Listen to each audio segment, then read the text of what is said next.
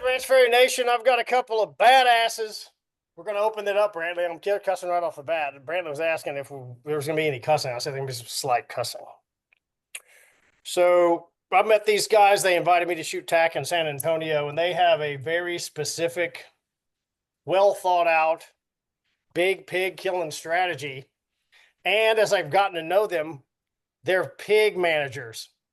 And that is awesome because I started doing that about 6 or 8 years ago. So we'll go through all that, but give a Brantley, go. You start off, just quick introduction and your pig problem.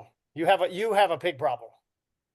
We have yeah, my name is Brantley, Waits with Texas Hill Country Hog Hunters, and we have a lack of pig problem at the moment. But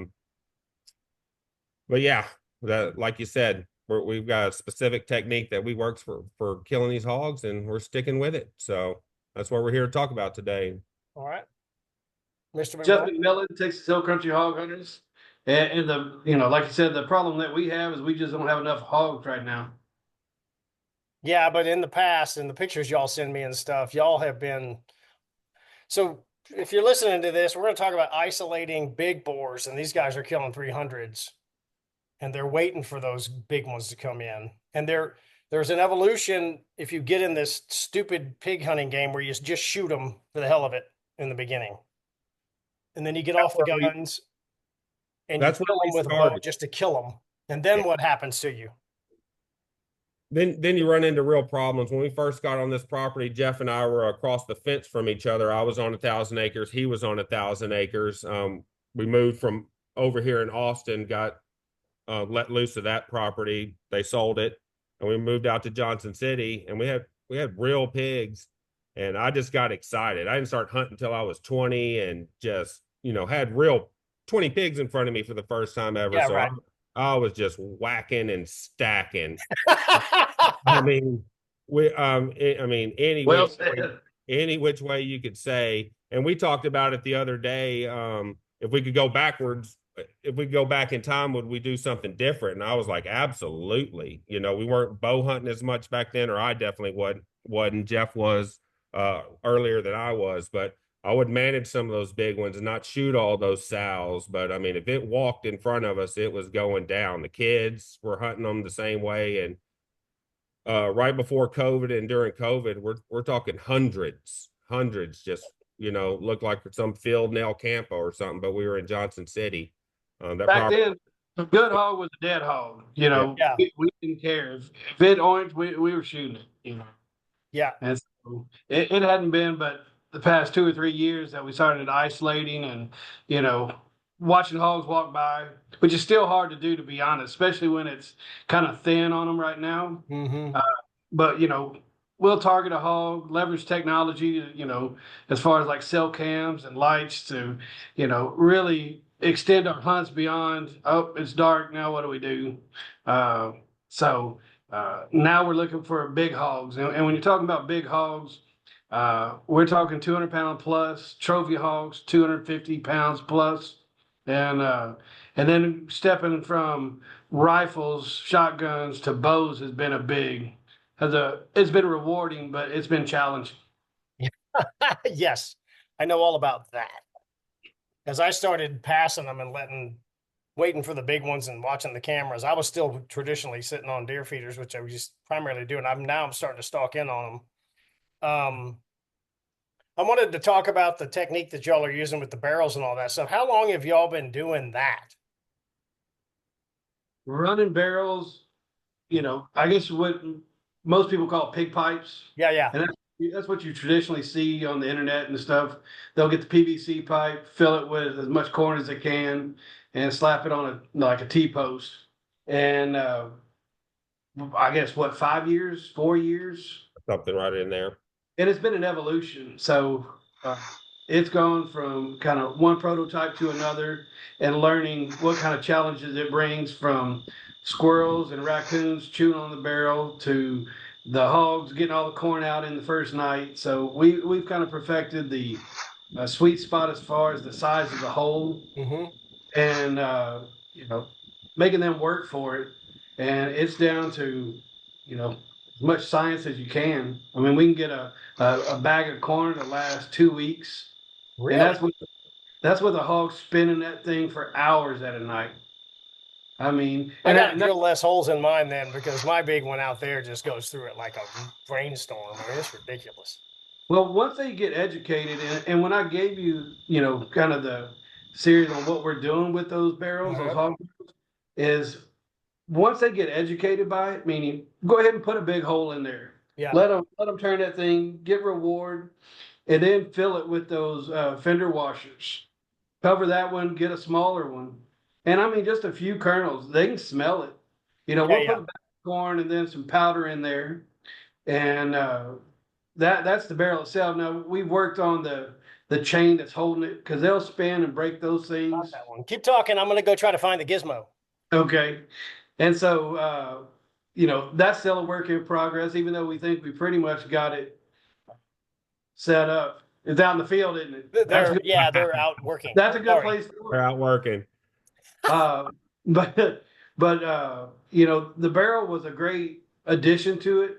You couple that with a cell camera and a green light, boy, you can literally hunt 24 hours. You got them coming in during the day, that's great. But most of our hogs went nocturnal, and the evolution of the barrel came. Everybody's got a deer feeder, Yeah. Yeah. but Yeah. that what happens? It spins, it hits the ground, and now it's a free for all. You're fighting squirrels, birds, coons, porcupines, Those skunks. pesky deer come in and Yes, turkeys. here. They're annoying. Yes, they are. And so the barrel wound up being a situation where we could literally hunt all night. And so we can sit at camp and how many feeders or setups do we have right now? We currently have 9, and we just added a 10th, and it has an introductory barrel on it with bigger holes, more holes. You got to go out there and check it. It'll last about a week. And so once they get used to spinning that and tell their friends about it and stuff like that, then we'll change barrels and go to the Gen 5 barrel, we call it. How Less many hole. holes? How many holes are in the educated pig barrel? The ones where they know what to do. I like three, because if you think about the rotation, they'll come through and hit it with their nose and just flip it and then flip it. And if you do three, and that's being pretty stingy with the corn, and I mean it does make them work for it. Yeah. We have some celebrity pigs over the years that will literally go from setup to setup to setup to Just find chowing. which barrel has the corn in it. And then when they find it, I mean, literally, you can go on our Instagram page and see some of our videos where, I mean, we did a time lapse and they started at like 10:45 and spun that thing until like 5 o'clock in the morning. And so once again, going back to the feeders, everybody has deer feeders set up. They spin, they hit the ground. However much it spins is what it spins. You can change that rate, obviously. But Right. what happens is the hogs have come through, but they're behind the deer, they're behind the raccoons, they're behind the squirrels, they're behind whatever else. And so what happens is they come through, they're there for a split second and gone. With the Yeah. barrels, we put a bag in there. The deer come and do what they do as far as they check feeder and they leave. Same thing with the cows, they'll do that.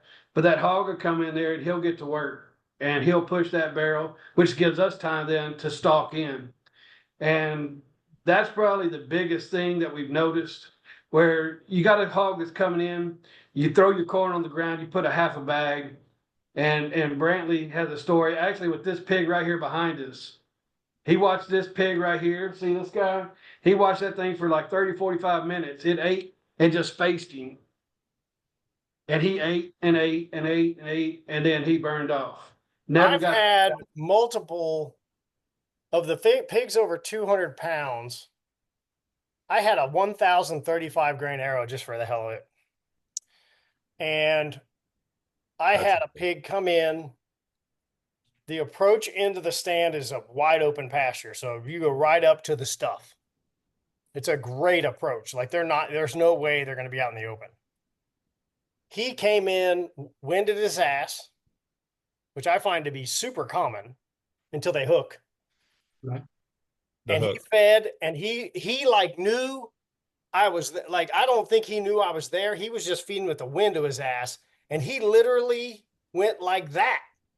Yeah. He never. You'd think they would just do donuts. This bastard, and after 25 minutes, he finally turned, and I killed him. But I was just sitting there going, "You've got to be freaking kidding me!" He was literally walking sideways. It was crazy, and then that's when you start to go, the big hog game is not normal. Right. It takes some doing. Not only the doing, but we've heard you preach about this. Your shot has to be in a little Oh, tiny area, right? that's the Otherwise, worst part. Shooting's the you worst get part. wasted. You stuck. He runs off. Finding them at night's pretty tough too, Finding though. them at night's Yeah. a nightmare. I've walked by probably 20 of them and found them in 5 minutes in the daytime the next day. Right. And I was right there with them. Yeah, it looks like a maze at night when you've been there 1,000 times during the day. But yeah, them facing you like that. I had one last Friday night in Mahia. That last one just we didn't have a barrel on that one. It's a brand new setup on some family land of Jeff's, and we don't have a barrel on it yet. And he just faced at me for 30 minutes. I'm standing in 6 inch deep of water, just standing there 30 minutes, until he finally turned, It's all you can do. Just got to Did you hang out. shoot him or did he leave? I got a good arrow in him. We got good pictures of him. He didn't make it. He didn't As I make like it. to say, he He didn't didn't, make it. he didn't make it. Yeah, that's what I said. So it was a good That's one. one of those things that and it took me years to figure out they're close. Yeah, Especially now, you're not supposed to date your videos. Stupid. It is May, so the hunting pressure's off. The guns have stopped booming for deer season. right, Most of I'm in South Texas, where I am I'm on Victoria, so I'm in Port O'Connor area. All those guys are done deer hunting. They're fishing.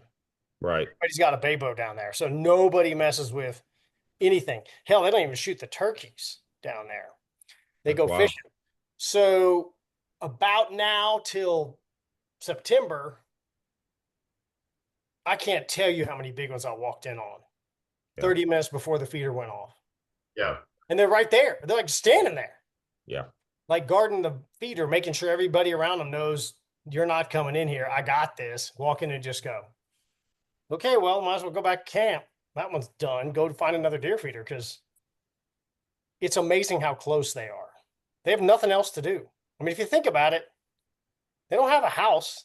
Like, they got to get corn and run around and chase the sows around. That's their job. And the problem with the big ones are they run off all the others too to kind of keep the cycle turning. So like we have a big one over there that we need to deal with because the population's going down or visibility of it all is going down because they're running everything else off. You know what I mean? No They're kidding. alpha He's on his dog, territory. You'll alpha get one dogs. picture of a group of 10 hogs. Yeah, One picture, that's it. And then you'll see him just working circles around it. That's his. That's his. And now he's claimed the other setup too. No kidding. So he's just terrorizing the whole damn planet until one of them sows goes in heat and he'll disappear for 4 days. that's right. That's exactly right. He was foaming at the mouth. That group came through. He ran them off. And we got videos. Another boar come in. He'll chase him off and then come back. The only thing he lets stay there is the raccoons. He will. He'll get up there and let the raccoon knock all the corn off the top of the feeder. Oh, they're feeding him. Oh, Yeah, you don't have yeah. a barrel. You don't have a barrel there yet. No, not yet. That one's got that 6 inch pig pipe, we call it. It'll hold about a bag, but I'm not a fan. I mean, we had to do something because we were just out of barrels and it's 2.5 hours away from our home base. Right. Yeah. The barrel gives you the shots that you're looking for because he's going in a circle. Uh-huh. Give you that quartering away. Go ahead and draw when you're staring at his ass. And then when he makes that turn, it gets kind of rhythmic. You're gonna, for the most part, they never stand still, right? Well, Right. with this, you're gonna see him flip it. He's gonna pause for a second and take his bite, and then flip it again and keep going. And then go ahead and take your shot quartering it away, plow it on through, and then now it's tracking time. but you're going to be able to gauge the size of the hog By the off your barrel. cell cams because he's sitting beside a 30-gallon drum. You can tell, oh, that's a big one, right? Yeah. Yeah, that's a good one. Well, the And way then I look at them is on our place, if their head disappears in their shoulder and their legs look short, they're over 200 for sure. Yeah. And then the one like in your picture back there, that one's just dumb because he's that tall in the chest, right? Right. But I don't really get. I've got one right now, and Aaron Warbriton wants to kill him, so I'm gonna sit on him. But I'm about half tempted to go shoot the damn thing and just send a picture to him and say, "Well, I shot your pig," But but the stubby legs. he's got no legs, and when he comes and he faces the camera, you don't see his ears or anything. Like his shoulders are wider than his head, and when you see that, you're just done. Go get that. Go chase that one because that one's worth chasing. That's a big one. That's what I call an arrow eater. Yeah. Scary one. Because It's I've scary. had some sad Scary. experiences with the big ones in the past shooting them with whatever and Right. I went not through all that understanding too. where to hit them too. I think that was a huge thing. So back to the setup. So the barrel comes along, and then when did y'all decide to like light them up and not sit on them? The lights came before the barrels. Brantley's the one that started that. And we've been using Elusive Wildlife, their kill light. That was the first one we put out. And the crazy part is that first one on Treehouse, it still works. And I mean, it's sit it and forget it. And, we use the lights on our guns. We have some thermals now, but, starting out, you know, that was not step number one was a thermal. It was the green lights on the rifles. And then when we got into the archery aspect of it, it was just a natural progression to go to the kill lights on each setup. And so uh, we're averaging like 2 lights per setup now. And it's like hunted day. I mean, it's so nice to be able to stalk in and see the hog, hearing the hog with the barrel, and getting in close. It keeps him busy.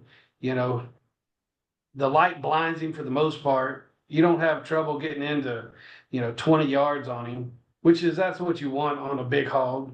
I mean, we've shot hogs further away, but we track how many hogs we're shooting. We're keeping all the analytics on how far the shot was, what broadhead we used, how far did he run.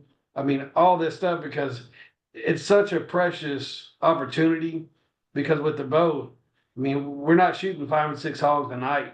Now, I guess I've shot 3 in one night.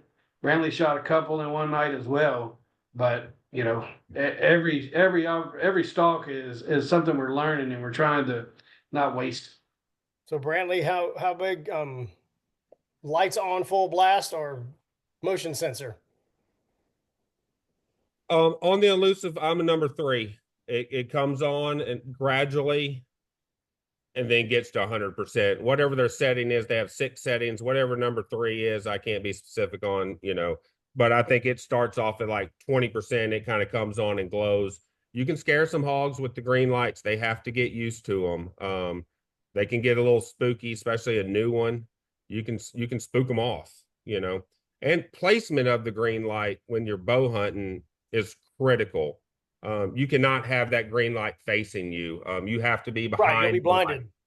And so we don't want the light in front of the camera. We got cameras and we're filming all this stuff. So, we're trying to be 10 degrees to the right or 10 degrees to the left of what our ideal stalk lane is with the wind. We're down here, so 85% is a south wind, southeast wind where we are. So, you get a north wind, we got to start talking about where we're going to go, what we're going to do, or we're going to have to go through the briars today to do this, So like that wind that happened in Mahia this weekend was blaring northwest, and we were not set up for it, and it caused problems, and it took an hour longer than it had to, but it's part of it, I mean, wind. We're talking about hogs. Wind's the big deal, right? Can't get around their wind and their nose. I had one. They believe it. I promise you that. Or they'll know something. Deer sometimes get a little bit of you and act weird. Pigs don't. Pigs are done. I screwed up the other day. I wanted to put a camera. I had the wife went with me, Jennifer, and I wanted a camera pointing back at us from the feeder side, getting the shot, the arrow coming at them and stuff like Yeah. that. Right where I was standing, he walked up to that spot, smelled that spot, kind of geeked out and went off over 20, 30 yards. And then he went left and laid down for 15 minutes facing us. So he knew something was up. And Mm-hmm. I wanted the shot, but I messed up. That's Yeah. all there is to it. I put scent in the air. And normally we're not corning like that. You just leave we've learned our lesson with baiting before you go. You want to put down a half a bag and get them to hold on that line that you put down. But sometimes walking over there causes more problems than it's worth. I'll tell you a funny thing about our place. If I feel like I need to add corn because I've got guests or whatever, and it's just, right. I do not. So let me back up. Never, never walk into the feeders. Don't make noise. Don't drink beer with your buddies and ride around the scooter at 2 o'clock in the afternoon if you think you're going to try to kill a big one. That's If right. you're just out there screwing around and want to drink beers with your friends, you can't do both. That's right. You can't. It won't work. And you see all these videos of these guys like, we're going to whack the piss out of them. And they're walking around the feeder throwing corn out. And just to your point, and I'm sure y'all have had this happen, I can't tell you how many big ones have circled me and hit my scent trail 50 yards behind the stand. They didn't get me yet. You see them just stop and they look around and they generally don't run. They just leave. That's right. They just turn around and they leave. Yeah. It's not like they winded you. They just go, that ain't right. That ain't right. And that just happened to me. And you kind of kick yourself with, damn it, Yeah, I've done this before. why did I do that? I want, but you want the shot or, the filming or whatever reason, or you got a kid with you and you want them to hang around in their first hog, which is a big deal for us, try to take these kids hunting. And, man, you just kick yourself because you knew better. It's in the memory bank of when you screw up, it, and you need to log that, to try to not let it happen again. So they don't care about my scooter though. Is that right? So I can take the mule, put corn in the front seat, drive the right up, never get out. That's right. Pour corn out of the scooter and drive off. I've done it the last 3 trips to the ranch and with cell cams because of y'all. I've been like, I'm going to test these damn things and see what happens. And I drive in the Polaris or I have a mule, but whatever, and just throw it out of the scooter. Don't get out. That's right. Drive off. And I'll get out of the truck, got 20 bags of corn in the back and put a bag in the front seat underneath and open it and then just open the door and dumping corn out while I'm driving through the spot just to not get out. Right. The truck drove through there, but I can't get over that. But I guess the tires don't smell. You run through horse shit and all that stuff all the way out and it's covered with dirt. Right. I don't know what your feet smell like, but mine aren't delicious. And my sure as it hell. crossed your mind about the tires and all that stuff too. But we have a road near us and traffic's loud and they're still living, There's so many stupid little nuances to this game. Oh, and then as soon as you forget it, they'll remind you of it, Yeah. Then you'll have to go back to something that happened 5 years ago. So guys will say, well, I put down corn all the time. I think there's a difference when you're shooting with a gun and a bow. Oh yeah. Because you'll get more forgiveness with that gun because, it's 60 yards. He runs off and stops. You can do something. You got a shot. Right. So, yeah, it happens. And there's one-offs. You got dumb hogs, but they don't live long. No. That's right. That's right. You get these big boys that are running around. And that's where we went to the stalking. I mean, we'll run, a cell cam on every setup. And we may have one that's been patterned kind of early. So we'll sit there. But I can't tell you how many times I've had to get out of the stand and then hump it across the property because he showed up at another place or another big hog's over there. And then you're stalking in. And I tell you what, it'll get your heart pumping when you're on the ground with a 250-pound hog. It's rewarding, that's for sure. It's scary. Yeah. Once you get away with it a couple of times and you start to isolate those guys and like trophy pig hunt, for lack of a better way to put it, it starts to become rewarding. I think I told y'all this, but I want to put this on the audio.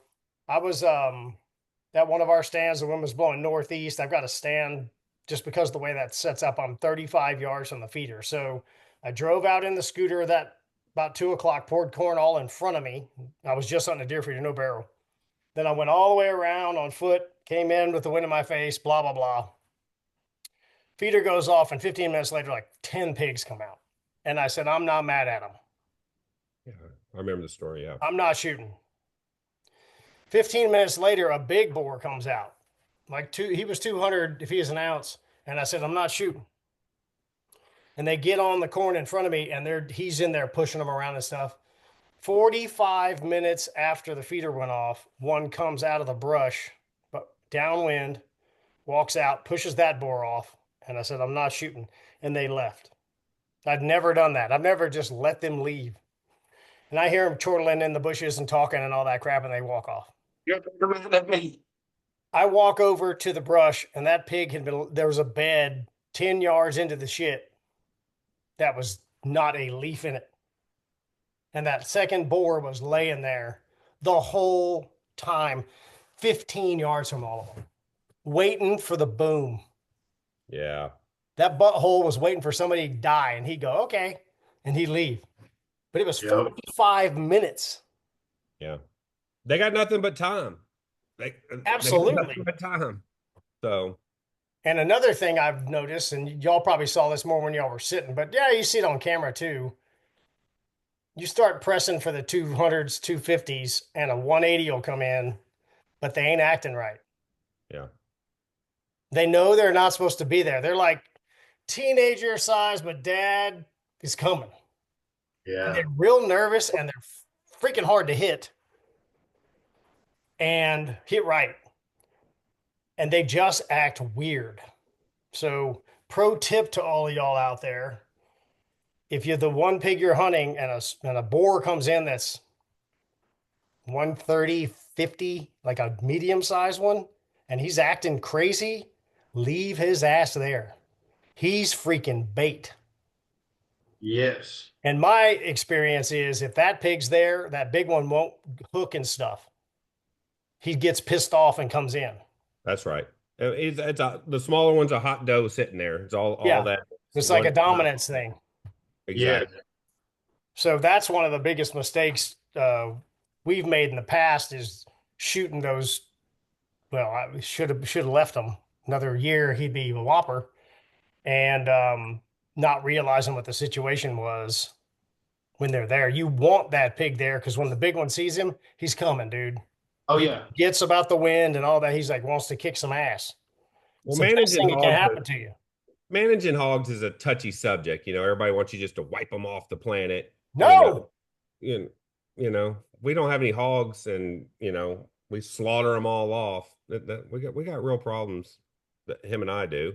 So I shot as a celebration of Trump Hillary, which we thought Trump wasn't going to win. I bought 3 ARs that summer just as a celebration of what I thought was going to be evil. I buy guns every time a Democrat is elected. And I killed 57 of those pigs between June and October with the AR. I just went like mean. I was shooting all of them. Yep. It was a terrible idea. It took 4 years for my pigs to come back with any size at all. So you saw a hurting on the population? I heard them. They were still there, and there were plenty of them. Right. But I didn't have any big ones because I just shot all these 80s to 130s, Yeah. And I'd go out there and shoot 3 or 4. I just walk the feeders and just kill the shit out of them. Right. And it was a terrible idea. Well, some people think that's a great idea, but now I don't. I love the damn things. They're just wonderful. That's it. Yep. Well, we basically gave up on deer season. We have a deer season we hunt hogs on. You hunt deer 1 weekend out of the year. Yeah.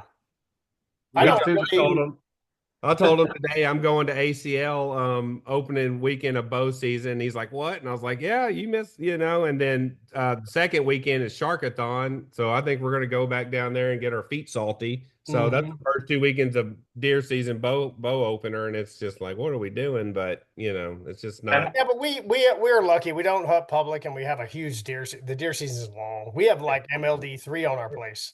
So Yeah. it's a And we're 4 month, one and bow a half hunting month through deer we're season. bow hunting through gun season, so it doesn't, Yeah. so, It's not that good early anyway. We struggle early. When it's all green and everything, those deer just kind of do whatever. Our deer are what I call pasture deer, and they roam a lot and just graze a lot. If it rains, God help you, because little browse just comes up all over the place. yeah, Half the ranch is pasture. It's not plowed or anything, but it's just flat. right. And that browse, you'll see them out 400 yards from cover. They get pretty tall, the grass out there. Do what? The grass get pretty tall out there. Sometimes when it rains in like May, well, we didn't get it though. Our ranch didn't get hammered. Okay. We had one year where the grass was over the top of my F-250, Mm. and we would drive through it and it would just pop up behind it. It was, well, I mean, I know where I'm going, kind of, it was ridiculous. And then there's no pig hunting then. I mean, it's so hard. It's tough. But the pigs do well. For sure. Yeah. But So as far as pigs, how long would you say you've chased one, like one specific pig? You said it took 4 years for you to get some big ones back, but have you had some that, you've seen him on camera, you've probably had opportunities on him, he's winded you, and I does can't that get, kill this butthole out here at my local place. I've been on him for 3 years. okay, 3 years. And he won't, there's no mistakes. Right. He Yeah. asks no questions. Yeah. He just leaves, and he doesn't bark at you or growl or nothing. He's in the light and then he leaves. Gone. And you Also won't see him for valid. 5 or 6 days. He's done. Like he comes, he'll see him go by the camera, but he won't push the barrel, and then he disappears for a while. Yeah. So that particular pig, I'm not being aggressive enough. So I never get him for 2 weeks. He'll show up for 3 days, pushing the barrel, and then I don't know where the hell he goes. Right. And then he comes back. So what I need to do is just have my crap loaded up. And then when he shows, I need to go. Right. Yeah. And Especially whereas being at the that hill, close at to our them. other place in Victoria, that one pig I'm gonna try to let Warb kill. That damn thing every day at 7:15 at the same deer feeder. He's there. So somebody needs to go in there like an hour early to make sure he ain't laying 50 yards away Yeah. and sneak in there pretty good and try to whack his ass. But I think they'll get him because he's been so consistent, and that spot hunts really well. As far as it's just hard when they come down there, there's a cameraman and all that stuff. So you got a little extra humans to deal with, but they've gotten pretty good at getting in on them You or can't back. be above that half line. There's just no way. No. There's Yeah. no way. And And there's I've hit nothing a couple worse than so low that I was that. like, I don't know if that's any good. And they roll up. I'm like, okay. Yeah.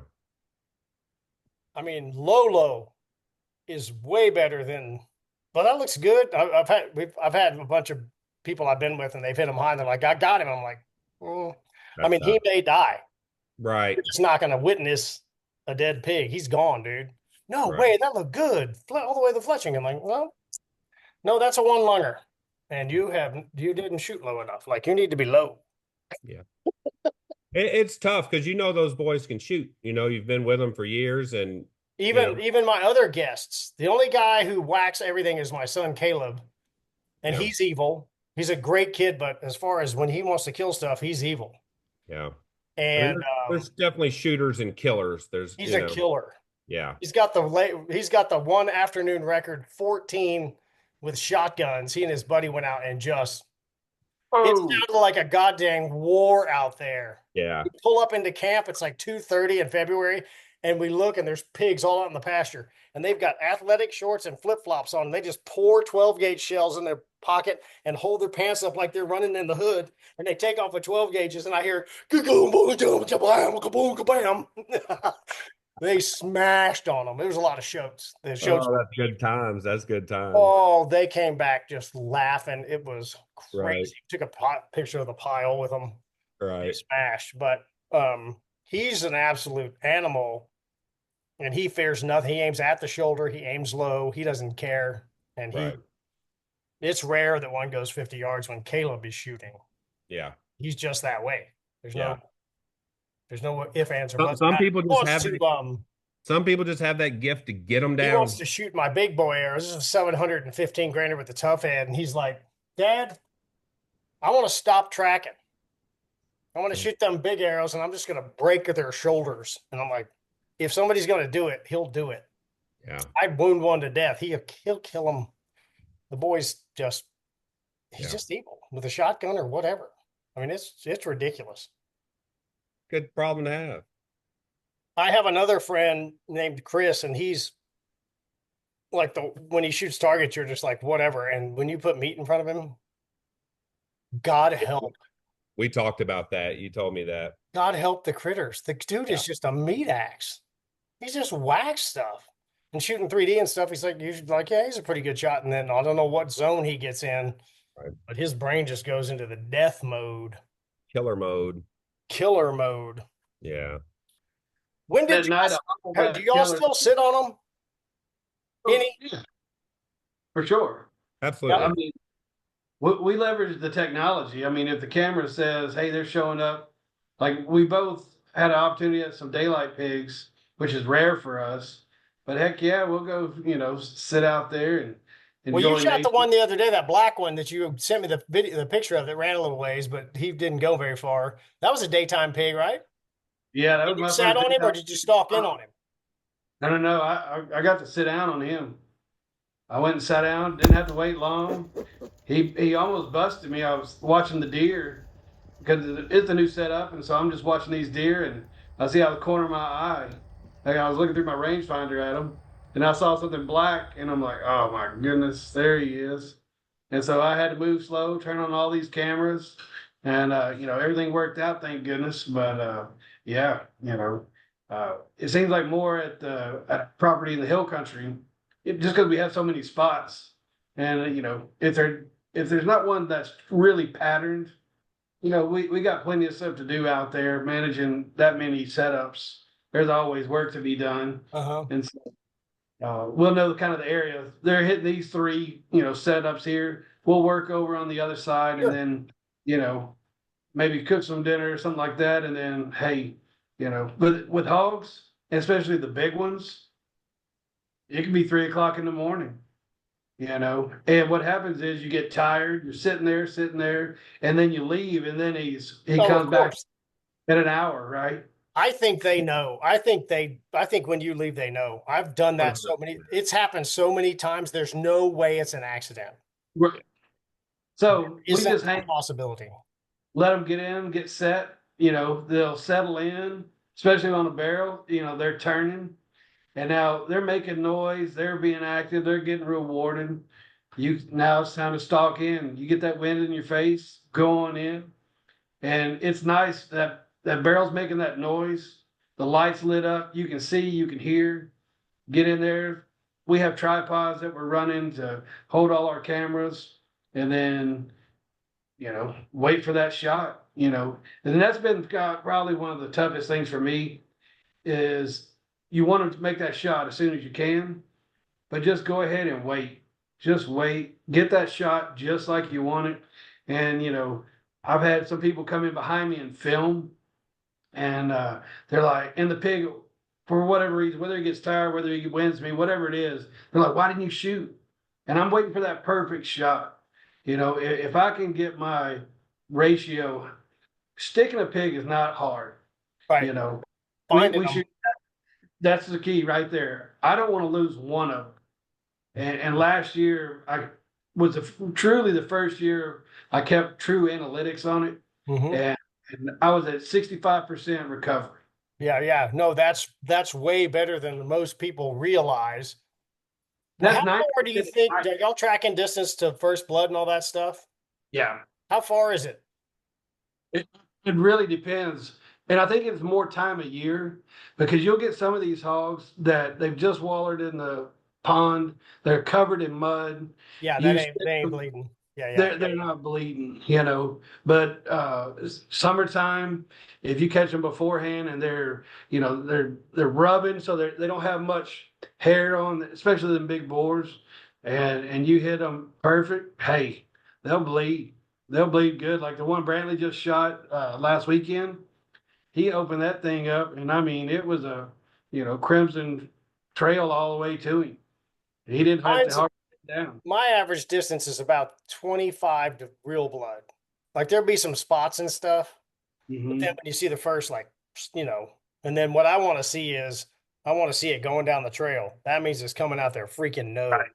I think 25 is a fair number. That I mean, but to think it's right there underneath the feeder every time, it's not a deer. So Yeah. 25 sounds about right. That's why the cameras help, because you got a lot going on, bows, and looking through, you know, finding that first round, And so I think 25 sounds about right. But yeah, there's nothing better than you get on a trail and the blood's in the trail. I'm like, That's right. that's a nosebleed. There's I a mean, lot of it. that's a cardiopulmonary problem.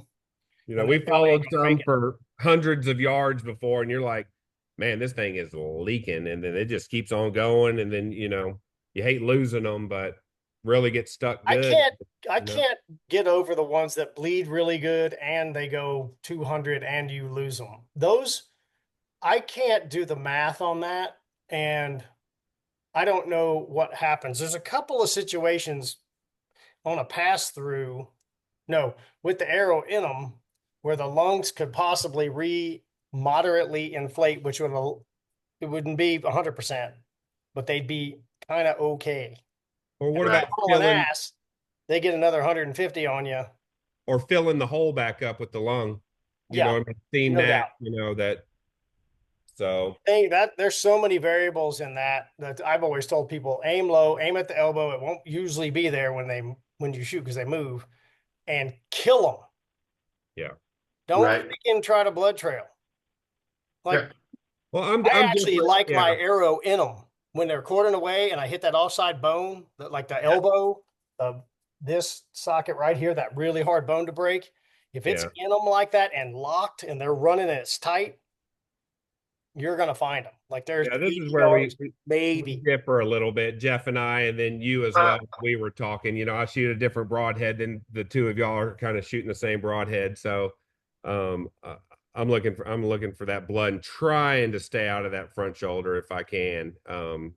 That's why it's so important for him to quarter. I'm really trying to I want a nuclear size hole going through them. So, That's we could we awesome. we've debated that for 5 straight years. He's not going off of his broadheads, and I'm not going off of Yeah, yeah, mine. yeah, So yeah. that, Yeah. but the important part behind it is the heaviness. I want it to hit like that hammer when it gets there. He's hammer hitting. Everybody knows, that's where your story and where we found you is, heavy arrow ranch fairy, that whole stuff. Yeah. And I You're was a true shooting believer. 620, Brantley? I'm at 625. And Yeah, if I put I'm a 625 like when we were at TAC with non-lighted knocks, and then I add about 15 grains on that backside Sure. with the lighted knock, which I haven't seen much of a difference, but 625, every arrow I have in this house is 625 now.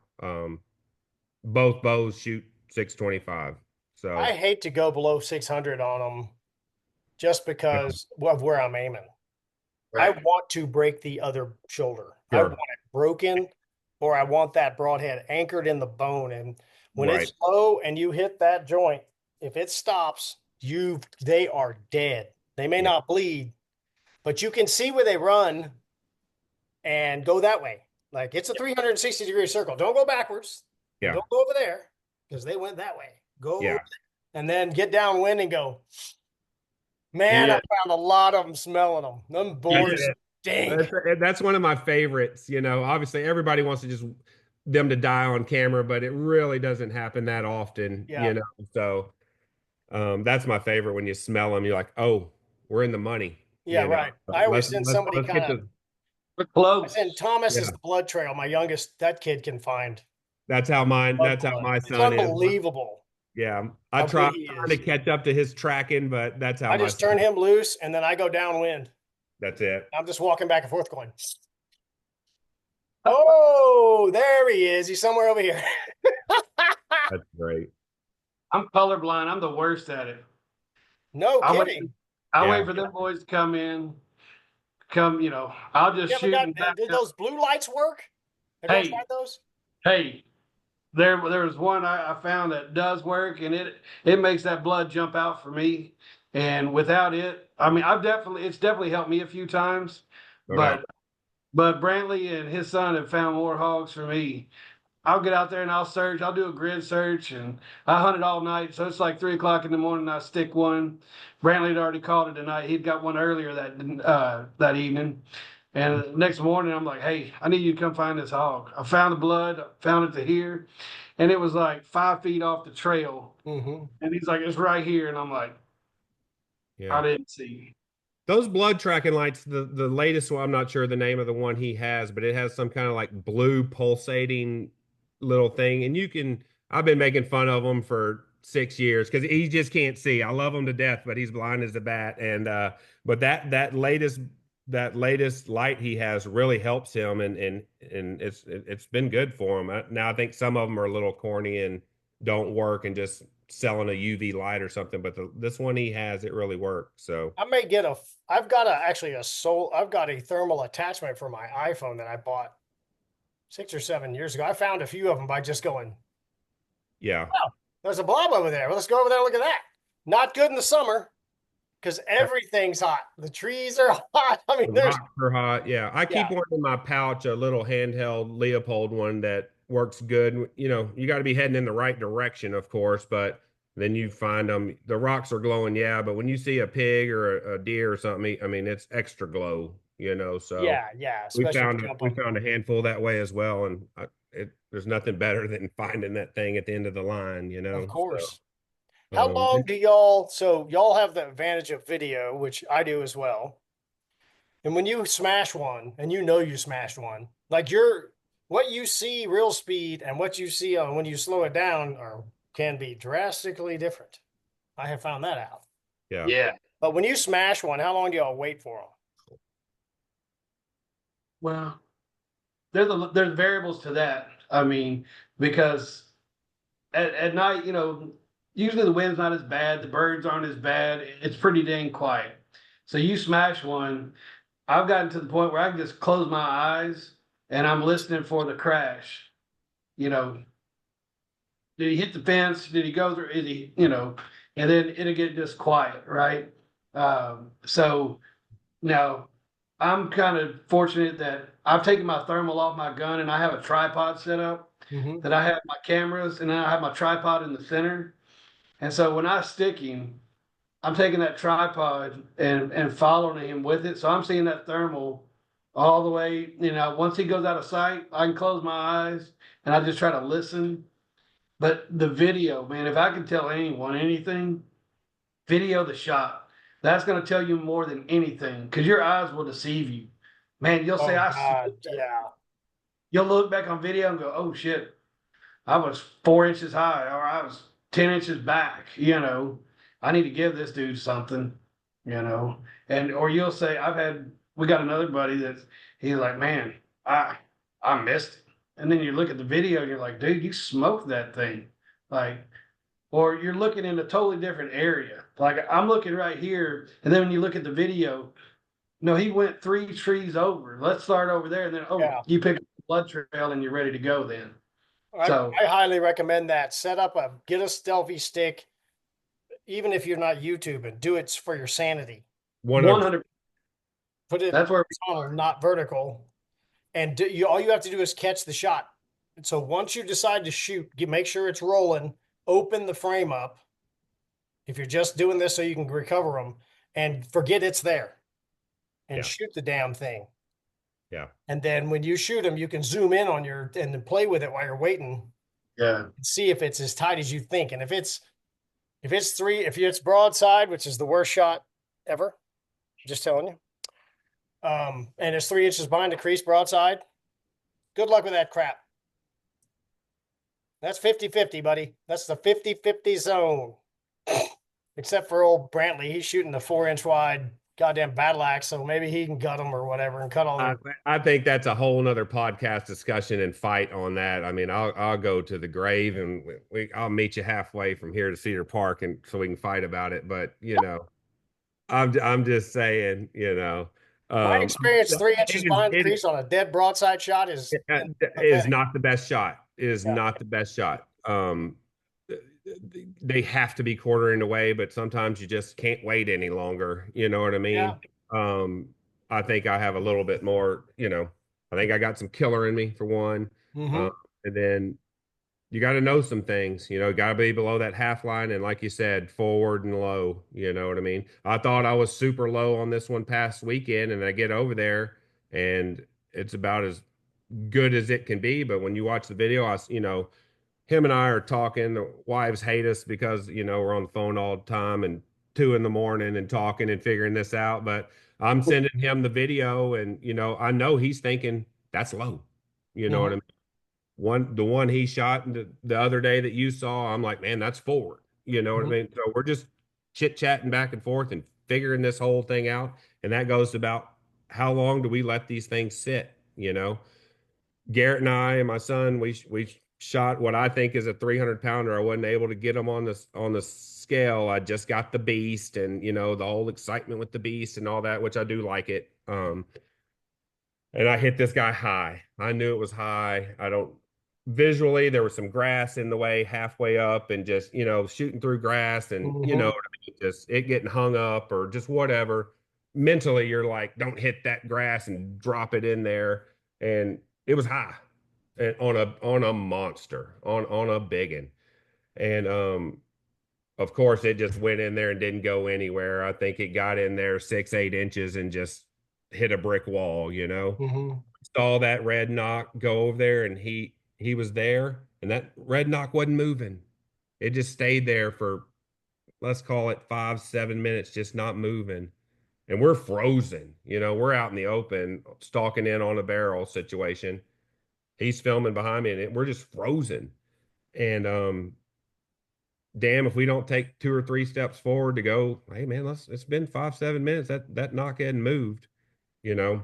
Then of course a big ones goes through the fence, and I called him and I was like, it's going to take the birds, Yeah. between the buzzards. And sure enough, there's a video that we have on there, and it must have been the most birds I ever saw, but it was 800 yards away on the other property. Did a little bit of trekking to go find him, and then he was a good one, and you those are the ones you want back. Yeah. I Right. You want to just kill them. Well, you just want that shot back. Give me a redo, please. Yeah. Please, especially on the big ones, just and And you like he mulligans. yeah, please give me, because those big ones I hate losing, and I'll pull out the thermal and a 30-aught real quick on them because Yeah. I don't Right. want to Go lose get them. them. I don't Mm-hmm. want to lose them. I've gotten better here in the last couple years pulling out the bow and letting it eat, but it's taken me some time to it's taken me some time to be a believer in it, with those big ones. We've lost our fair share through the years. We're not sitting here thinking. Well, Yeah, physiologically too, the shield is way worse in the upper half sure, than sure, the lower. The lower, it just, I mean, it tapers and gets thinner down right. where you're supposed to hit them. The shield's never as thick, but up there above half and over the spine and over the shoulder blade, god dang, some of that stuff's Yeah. really annoying. And it's like shooting a catcher's mitt. So for everybody listening, the shield is not anything that's hard to penetrate. It's like a bulletproof vest. You can stab a bulletproof vest, but you shoot it with, pistol rounds or whatever. High powered rifle is a different deal, but it'll stop it. But what you have with the shield is layers. You got the hair, you got the mud. Well, you got the mud, the hair, you got the skin, you got the fat, you got the shield totally locked on the rib cage. So it's just layers of stuff that's slowing that projectile down. And that's what Right. it is. It's just layers. It's not hard to shoot through. Corks up like crazy, and they're hard to find if you don't hit them right, or get that neck exit is really good, but you just have this compressed. I measured one time that was 240, and I think it was 2.5 inches from the hair to the back of the rib, compressed, nothing. It's just solid. Yeah. It's Right. not hard to penetrate, but it's just a solid mass. And everybody has this idea that it's just thin skin, some ribs like a deer. And they are just tanks. You just Yeah. really become a fan of them once you start hunting the big ones. And hey, if you got a place like these guys have 300s, I've seen one picture of one pig that came through, and I don't know where he ever went, and I guarantee he was 300. Never saw him. One picture. There was a sow, and he was there, and it was over. But a big pig on our place is just like fishing in certain lakes. Like they're going to fish the Sabine River for the Bassmaster guys. Well, you catch 3-pounders there. Right. It is what it is. Right. And then you could drive them an hour and catch 10-pounders, And our place, 230. Biggest one we've killed is 265, and I killed him with my longbow. And 230 to 240 is a absolute whale on our place. It's just relative. Yeah. And I don't know why y'all are growing big ones where y'all are. You don't have, it must be the diversity of the food sources, because we have oaks and pasture. Like there's not a lot of mesquites and all the other stuff, but there's a lot of rock out there. Yeah. And that's what, like we were talking about with the tough size, y'all are grinded down by sand, we're grinded down by rocks, but the vegetation doesn't seem like it should support those big pigs. But the cows that we have out there on that dry ass ground are monster cows, and the healthiest Really? you ever saw. I mean, they're not rib cage skinny. I mean, these are big boy cows here. No So kidding. it's crazy. And we do not have water. 300. Yeah. We have one of my friends who lived in Lubbock for a long time, and he used to kill, they killed 300s like it was just like, but it's all pasture, and they farm. Yeah. So they live down in the canyons, and at night they came up and ate Milo for the whole damn night and went back down in the canyons. And he was like, yeah, we got another 300 tonight. And some big old gnarly, ugly, God, I don't know who get the ugly on them pigs. Pigs ain't pretty, but his pigs were like, gosh, yeah, it's a face of mama loves. I don't know what that is, bro. But we used to shoot them at night with rifles. It was really stalking in a 2,000-acre Milo field with a deer rifle is actually a lot of fun. And we never used lights. We shot them in the dark, let the moon get up, and just stalk in. Shooting a 30-06 with 180s, get 40 yards away or 50 yards away, and you kind of know where the front is. Kind of aim towards the front. Doesn't matter that boom, and let it eat.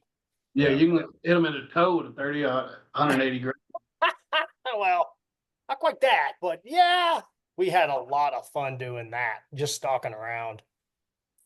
Well, I have appreciated this. Y'all have taught me a ton. I need to get down there and come down and film for you guys and run around with you and see the super tricks, because you're not telling everything nobody does. We are not. That's okay. No, we would love to have you. Absolutely. Well, thank you for your time, and send me the pictures we talked about. I want to post those up during the video, and I'll put up y'all's Instagram page a couple of times just so everybody can find you guys. Sir. And thanks again for having me at TAC. That was really fun. Yeah, y'all are a good group to shoot with. Kind of relaxed. I shot an elk in the horns. And what about Gary? Gary was there. Yeah. Gary was there. Hit the horns and wiggled and fell down. It was awesome. I'm that good. I just shoot the horn. Not everybody could hit that. Anybody hit the stupid elk. There's definitely some skill on that one for sure. All right. Thanks, guys. Thank you.